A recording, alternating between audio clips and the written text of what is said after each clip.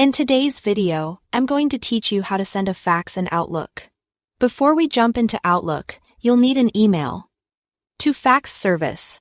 These are providers that bridge email and traditional fax machines and services like eFax.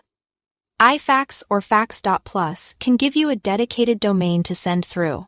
When you register, the provider will supply the exact format you'll use, along with any limits on file size and supported types. It's a good idea to note those details because they directly affect whether your fax goes through successfully. Once you are set up with a provider, open Outlook and start a new email. This is the message that will be converted into a fax. So everything you put here becomes part of the transmission. In the To field, address the fax using the recipient's full fax number followed by your provider's special domain. The format is typically the complete number, including area code, and if required by your provider. The country code immediately followed by the domain they gave you. Don't include spaces, dashes, or parentheses. For example, it will look like the full fax number directly attached to the provider's sending domain. Your service's setup guide will show the exact format to use. Next, attach the documents you want to fax.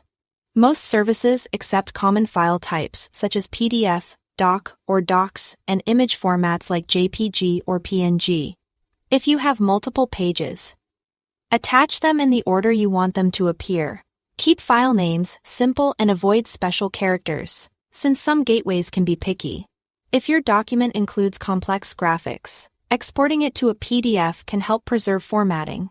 Your email body acts as the cover page. Type a clear, concise message that includes who the fax is for, who it's from, and a short description of the contents or purpose.